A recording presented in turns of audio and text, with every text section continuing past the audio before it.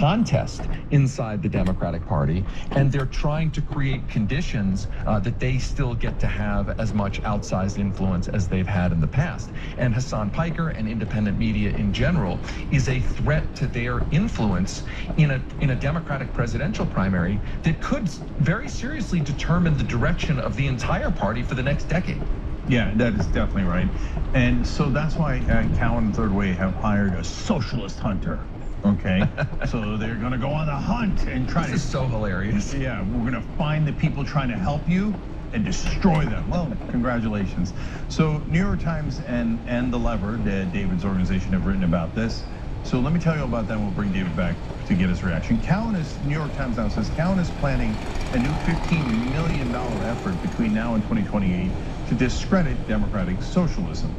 Now, again, Cowan is pretending to be a Democrat, and he's spending this election cycle not attacking Republicans who are his friends and allies in the corporate world. He's attacking other Democrats to help the Republicans and spending $15 million to do it. Now we go to The Lever for their reporting. Third Way, the corporate-backed centrist, quote unquote, think tank, pushing Democrats to the right, is hiring a new director of, quote, anti-extremism. That person will be responsible for overseeing a takedown of the Democratic Socialists of America, DSA, and by, quote, assembling and updating a database of DSA's most extreme ideas and statements. I'll come back to that in a little bit, including, quote, a repository of voting records, affiliations, and issue positions. The role also involves recruiting and arming a group of young, diverse spokespeople to fight the DSA from a center-left perspective. Oh, great, now it's not just Israel and the Russians, by the way, buying influencers. The corporate Democrats are gonna buy influencers. And those puppets are gonna be paid to say a different thing, which is corporations are great. We should not try to help average American that is socialist, right? I wonder how much that pays. I don't know if it's 7,000 or more. That you're gonna, for young people, you're gonna have to pay them a decent amount. Well, although ironically, they could be like, hey, we destroyed all of your opportunities, and since you can't afford anything now, the only way you can make a living is by doing corporate propaganda for us. In fact, I'm gonna tell you how much that pays in a second. Third Way, for their part, says, well, yeah, we're proud of this. They say new extreme forces on the left are on the rise, and they represent a sharp break from traditional left-wing in American politics. Their ideas are not just unwise or unworkable, and their rhetoric is not simply heated. Instead, we are now confronted with a faction that is radical, illiberal, and in many cases, overtly discriminatory. The rise of these, maybe against the rich, I don't know. The rise of the corporations, the rise of these voices in American politics pose distinct dangers for the center-left? Sure, if you say so. They continue. Where they take power, they govern badly. Who? Leaving the working and middle-class voters for whom they claim to speak worse off and more disillusioned. Give one example. Anyway, they champion politically toxic ideas and offensive rhetoric that can and will be used by the MAGA right to define all of their opponents, including those on the center left. So you're gonna spend $15 million to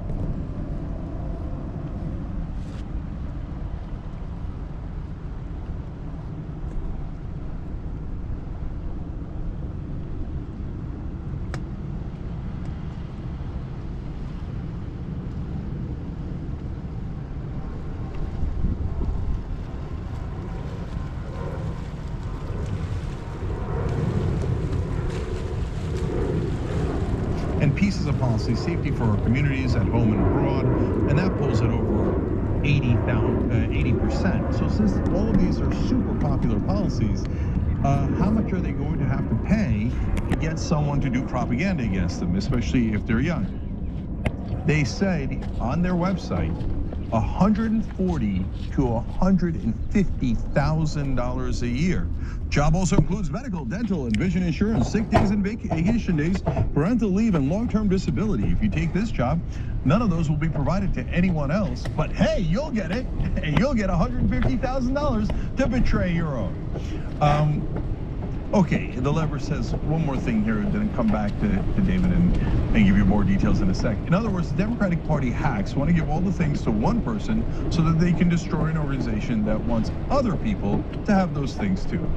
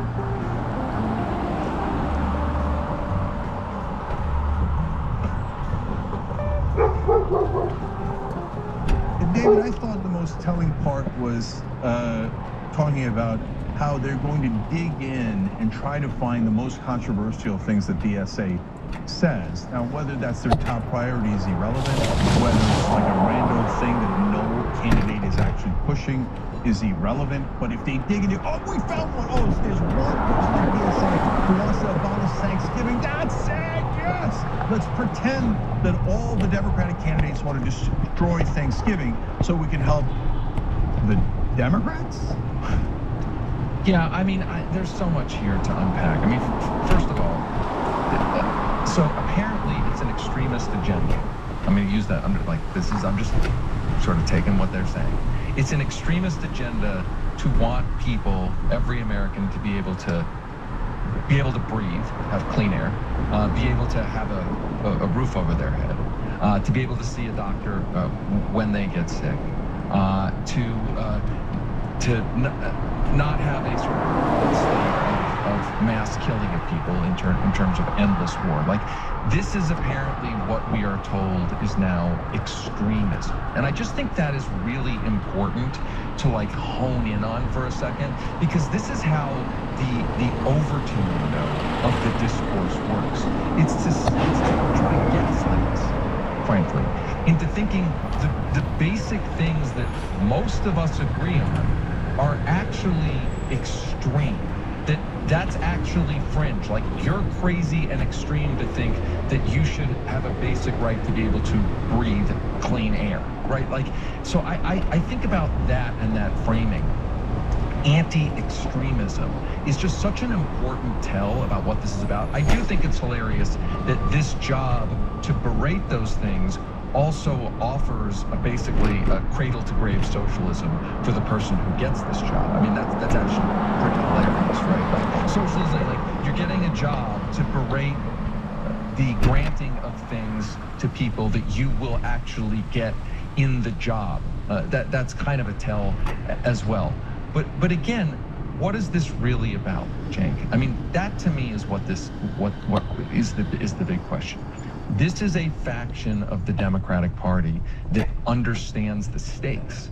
The corporate faction understands that it is very legitimately under threat. Its power is under threat. What I think is despicable, genuinely despicable and grotesque, is we're living in a time where Donald Trump is issuing national security directives threatening to target the left, in a really authoritarian way that really does sort of harken back to the McCarthy era, right? The National Security Memo number 7 saying that we're going to target. I think they're using similar language: extremism on the left. Really coming from Trump seems like a hearkening back to McCarthyism.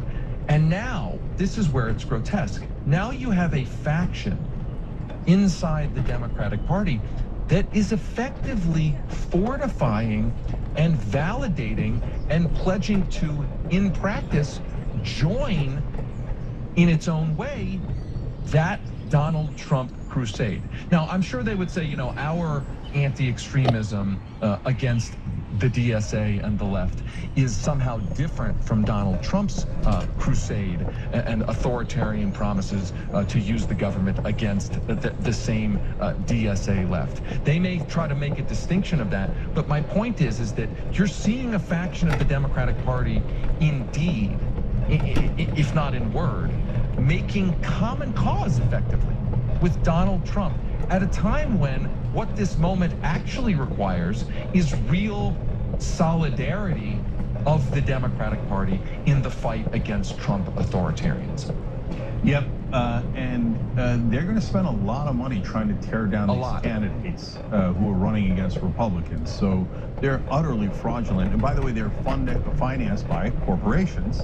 And now healthcare companies are putting a lot of money into Third Way. Why? Because the progressive candidates are talking about negotiating drug prices. You're going to go after socialists. Your establishment Democrats and Republicans are the ones that killed our ability to negotiate drug prices. That's a direct attack on capitalism. That's a direct attack on free markets. You guys are the ones trying to destroy free markets on behalf of your corporate benefactors, and then you're pretending that you're against socialism? So there's a lot of ironies here, but let me give you more quotes about how they're planning to attack their own. So they say, Jonathan Cowan says, it's deeply troubling to see radical, far-left candidates winning in places that are potentially presidential swing states. We are preparing for the next war that is coming. So there's two things that are in there that's amazing. Number one, he's like, they're winning, that sucks. We don't want to win. Oops, did I say that out loud? Yeah, John, you did. You said it out loud. And they're like, and in swing states where Republicans should be winning, but now the Democrats are winning because of these far-left candidates. I think you're letting your mask slip. And then he says, we're preparing for the next war that's coming. That's actually the most true thing he said. Because he's saying, let's sacrifice these elections. Let's make sure that the Democrats lose these elections so that we can get the corporate Democrats back in during the general election. So that way, whether the corporate Democrat or the corporate Republican wins, it's irrelevant because they agreed to all of the demands that their corporate donors have given them. So the mask is almost completely off. And now we go to Matt Bennett, another executive and co-founder of Third Way. He says the math is inescapable. If it's impossible for a Democrat to win, it is vital that the Democrats step aside and give the independent at least a shot of beating the Republican. Beating the MAGA Republican is priorities 1, 2, and 3. Who we beat them with is pretty far down the list.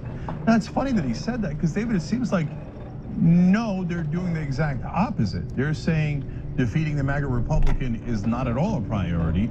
Defeating the wrong kind of Democrats who don't take corporate PAC money is a much bigger priority for them, and they're showing that by spending $15 million to do it. And it's amazing. Look at the entitlement complex. even though you guys have won, we have decided that you can't win the general election. So you should unilaterally step aside.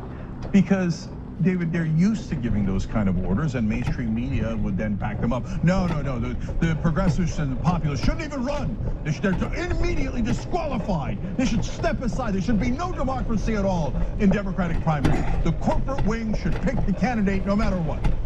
And the reason they have that entitlement complex is because that's how this country has run and how the media has run for the last 40 years. And I think that, I think what we're really getting at here is, and look, I think people should be concerned about this, that the corporate faction in spending this money and making all these threats, you see also their voices on Fox News and the like, attacking Abdul El-Sayed, who's now the general election nominee in Michigan. All of this is exposing a truth that isn't spoken out loud, but is becoming more and more obvious. That the corporate faction of the Democratic Party is willing to try to sabotage Democratic nominees, populist Democratic nominees, they are willing to try to sacrifice, they're willing to try to sabotage those nominees if the corporate faction perceives that to be the price that is necessary to maintain its own internal party power. They are willing to do that and potentially have Democrats lose the congressional midterms if that is the price of the corporate faction staying in power inside of the party. And this is, I mean, the reason everybody should be concerned about this is, if you care about putting a check on power of Donald Trump's power and MAGA's power, if you actually care about that, if you understand that is the central overarching short-term, medium-term problem in the here and now, then you should be offended by the idea that anybody waving around a Democratic flag is trying to sabotage Democrats' general election nominees against Republicans and MAGA. And so if the corporate faction is willing to try to sabotage candidates like Abdul El-Sayed, I mean, here's the thing. I understand like duking it out in primaries, right? Primaries are a safe space in a certain level, in a certain way, to fight out these things because it's not the general election. But if you're still trying to undermine Democratic nominees in the general election, if that is your objective, you are making common cause with Trump and the Republicans. And I think that's a real admission. We're now seeing that. The corporate Democratic faction will deny that. You saw Matt Bennett in that quote say, oh, our priority is defeating Donald Trump. But that is not your priority if you're pledging to spend $15 million against, the so-called left. Like, that is not, you're making clear in your actions that is not your priority. And so again, anybody who's worried about MAGA and Trump and wants a check on that power, this is part of the problem here. You have a faction of the Democratic Party threatening to make common cause with the Republicans effectively in a way that could deny Democrats the majority in Congress and putting that check on power into place. And last thing I'll say is, as usual, corporate media is their top ally. Because when corporate Democrats won, vote blue no matter who. Oh, the progressive, they're betraying Democrats. You gotta vote blue no matter who. You better get in line, right? Progressive Democrat wins. They're like, oh no, you should betray them. Maybe vote red. Definitely don't help them. In fact, you should spend a lot of money against them. Radical. Destroy the Democrats. What happened to vote blue no matter who? All of a sudden, the thing is, Cenk, I has instant amnesia. And I don't, and maybe I'm wrong. Okay, but like I follow this stuff pretty closely. I haven't seen like sort of left of center groups, grassroots groups and the like, attacking more moderate Democratic nominees after the primary. Like, I haven't seen a lot of that, right? I haven't seen like, progressives on TV criticizing Roy Cooper, the general election Democratic nominee in North Carolina, or criticizing other more so-called moderate nominees. It seems to me that the populist progressive wing of the Democratic Party understands the assignment, understands that in a general election, in the last 80 days of a general election, the focus should probably be mostly on MAGA and Trump. So I see that the populist left seems to understand the assignment. I don't see the same thing from the corporate faction. The corporate faction is willing to knife Democratic nominees if that is the cost of that faction remaining in power. And the last thing I'll say on this, Cenk, is they don't want populist Democrats to win because they don't want an Abdul El-Sayed to be able to say, hey, listen, I ran as a populist. I won a presidential swing state. This is how to win a presidential swing state. Because that argument will be very powerful if somebody like Abdul wins. They don't want that to be the narrative. That's what they're trying to create, they're trying to prevent in the 2028 presidential primary. You're right. And the reason populist Democrats support other Democrats is because they generally agree with their policies. Not all of them, but 70% of them maybe, and we get frustrated that they don't do those policies, right? But we view ourselves generally as on the same team. Whereas corporate Democrats don't view us as on the same team because they don't look at it as Democrat or left wing. They look at it as a corporate team. And on the corporate team, we've got corporate Democrats and corporate Republicans, and they view that as their true allies and us as the enemies. And that's why you have the disparity that you're seeing today. All right, we're gonna take a quick break here. When we come back, we're gonna talk a lot more about that Abdul El-Sayed race. The media is in full attack mode, and we're gonna show you some of the most egregious things that they've done. We'll be right back.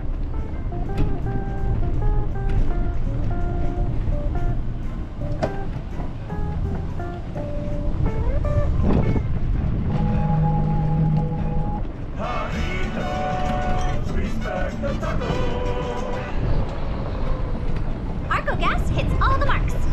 It cleans engines, boosts performance, and enhances fuel economy.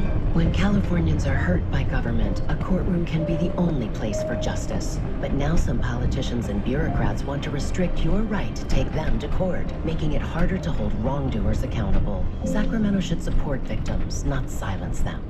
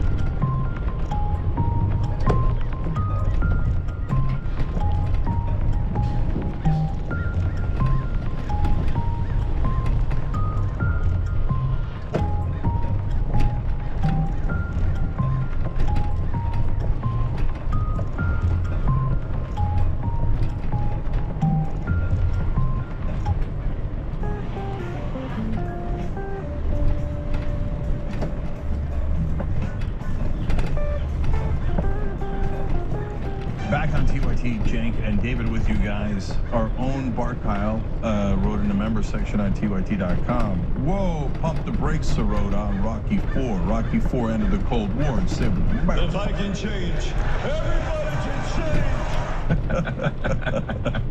Hey, you know what? Bart speaks for me because I was almost going to say, whoa, easy on Rocky IV. Okay.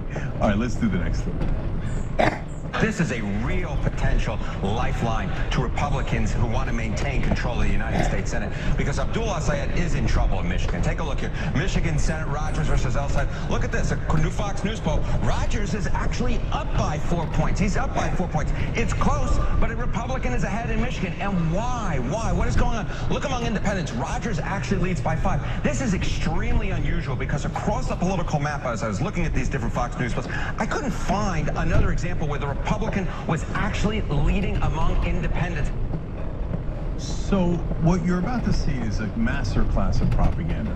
So Harry Enton said almost a half a dozen times in that segment, Abdullah Said, incredibly weak, one of the weakest candidates. I've never seen a Republican leading in a swing state by 4. You've never seen that? That's a strange thing to say. David, let me show you more from Enton and then come back and talk about why I think this is such deceptive propaganda by CNN. Let's watch.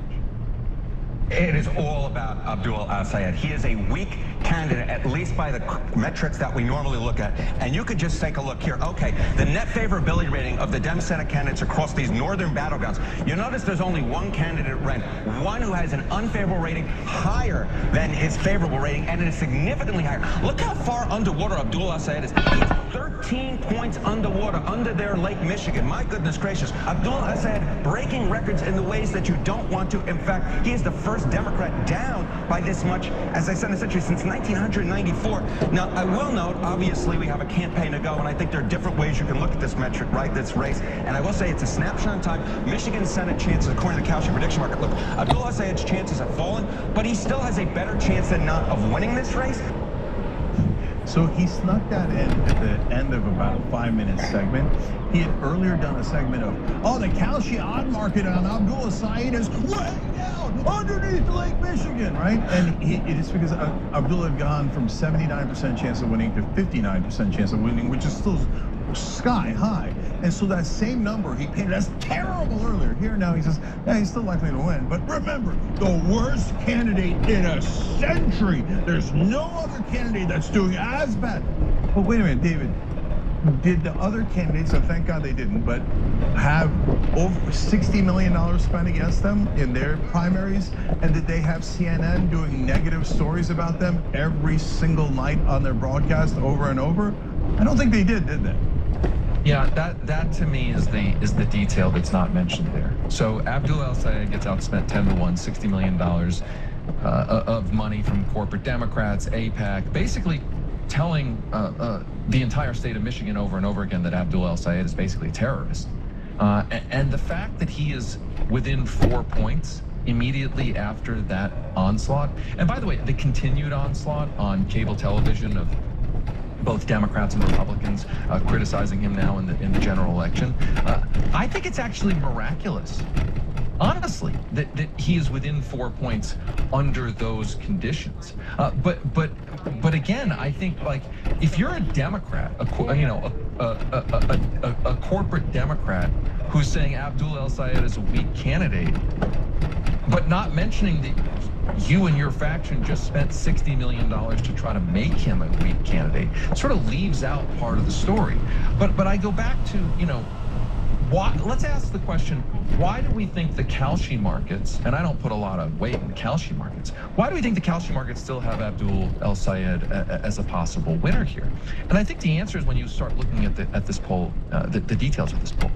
This poll still shows a somewhat divided set of Democratic constituencies after that primary. For instance, Abdul al-Sayed's numbers are slightly weaker among black voters, a traditional core of support of the Democratic Party. And so the premise that Mike Rogers is going to be able to grab, a quarter or a third of the black vote in Michigan, I think doesn't seem likely. I'll put it that way. It may, I guess it could happen, but it does not seem likely. I think you're seeing a snapshot of a Democratic electorate that is somewhat divided right now in the immediate aftermath of $60 million worth of ads. And I think that the Kalshi markets are probably looking at this and saying there's probably going to be something of a Democratic consolidation over weeks and months. I think that is a likely possibility. Is it going to be a tough race? Absolutely. This is a difficult race. I think Haley Stevens would be in a similar position right now as well. This is a person who couldn't win her own party's primary despite having $60 million try to buy it for her. Not exactly a sign that she'd be a strong nominee either. This is just an inherently difficult race. I'm not trying to sugarcoat it here, but the fact that Abdul had withstood that and is still this close, I don't know. I'm not saying it's great news that he's down 4, but I'm not saying it's the sky is falling here. I'm saying it's actually miraculous that it's this close. One could argue this shows a core base of support that's not going to move from him, and now he's just got to build off that. Yeah, look, I'll double down on a lot of the things you're saying. First of all, Haley seems a terrible candidate. If 60 million had been spent against her and she's in the general election now, she'd be down 14 at least and have no chance of winning. She can't even speak. She was picked to be an empty vessel.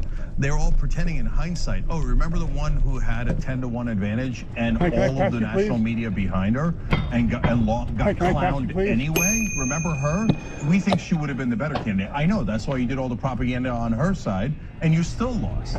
But look, I want to talk about how deceptive Harry Enten was in that segment and then give you the polling about how this race is actually going. So he says that Abdullah Saeed is the worst candidate of this century in Michigan in Senate races. Wait, of this century? So you're just talking about 26 years, but you framed it as like a century to make it seem longer. And what were the Michigan Senate races in this century? They were almost all, in fact, they were all Democratic incumbents who were relatively popular and had a ton of money and had much easier path to victory. So he knows that. Like you at home, if you're an accountant or a plumber, you might not know that, but Harry knows those others were relatively easy. So he's doing a little worse than the relatively easy Senate races of the last handful of years. But he doesn't say it that way. He says it like, the worst in a century, weak candidate. And part of the reason he's doing that is because he's trying to make Abdullah El-Sayed lose. CNN has done nothing but wall-to-wall negative coverage of him, and they go, oh golly gee, I wonder why he's having issues. Could it be us? Yeah, it's you. You're trying to poison the well to make sure he loses. That's why you frame him in these incredibly negative ways, and that gets into the minds of the voters.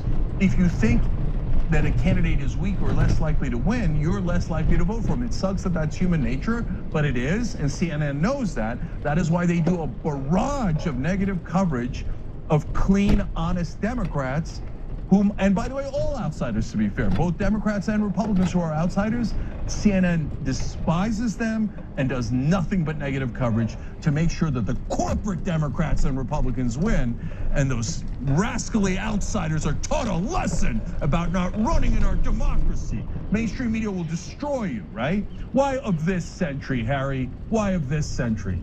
So it's super obvious. Every segment he does is to try to attack Abdullah Saeed. I haven't seen any of that of Mike Rogers. How about, oh, hey, how is Israel polling in Michigan? Not well, okay, but Mike Rogers says he's gonna serve Israel royally and loyally. Did they do a segment on that? How dare you? No, we will never touch Mike Rogers. Yeah, okay, objective my ass. They're the most biased people in the country. Let me give you the real polling, and it goes in both directions. You'll see the good numbers, the bad numbers, okay? Because unlike CNN and Harry Enten, we're honest. So Fox News's poll, and that's okay, they do polls that are relatively in the same range as other polls. They say Rogers' edge comes mostly from greater party unity among Republicans. Nearly all Republicans, 96%, including both MAGA, 99%, and non-MAGA Republicans, 89%, back Rogers. 9 in 10 Democrats, 91%, nearly all Democratic Socialists of America supporters, 98%, back El-Sayed. But that falls to 69% among non-DSA Democrats and independents. Because those are the people who mainstream media said, you must hate El-Sayed. You must hate him. And he's weak and he's terrible. So now hey, congratulations, Harry Enten. You apparently, for the moment being, have swung some Democrats into thinking of voting for a MAGA candidate, Mike Rogers. But hey, don't worry, Mike's gonna support Israel. So, yes, right? You wanna celebrate, right? So objective, come on, man. Jesus Christ.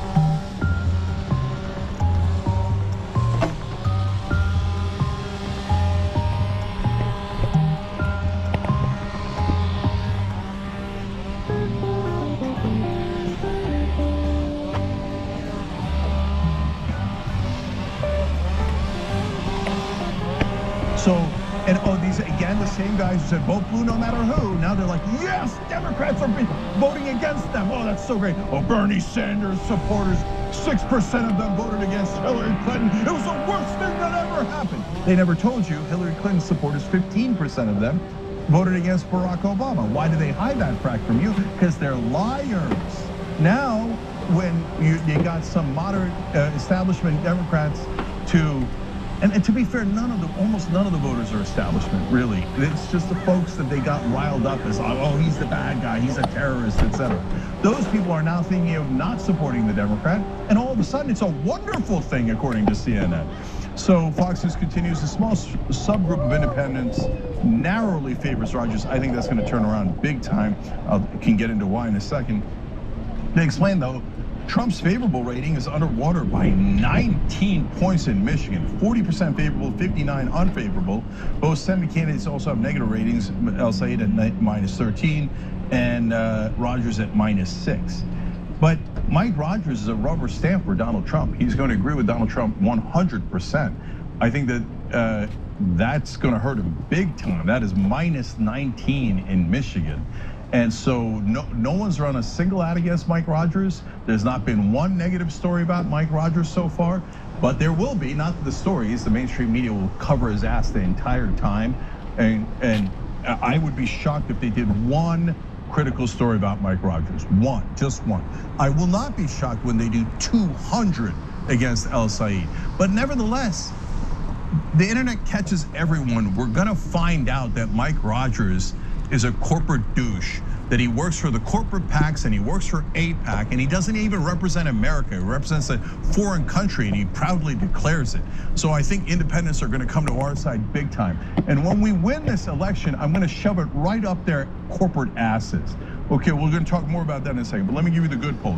El Said leads among the most engaged voters with an 11-point advantage among those extremely interested in the election, a 7-point lead among those extremely motivated, and a 4-point edge among definite voters. Moreover, more Democrats than Republicans are extremely interested, +15, motivated to vote, +11, and certain they will cast a ballot this November, +7. Now, that's the underlying numbers, because it's one thing to ask a general poll, it's another thing to ask the poll of the people who are likely to show up and vote. That's the numbers CNN hides from you. Oh, don't find out who's actually gonna vote. Don't. Remember, the weakest candidate of the century, right? Propaganda. Jesus, man. How do they live with themselves? It's super embarrassing to do that kind of hack material. But to be fair, that's all there is on CNN. So they say inflation is a top issue.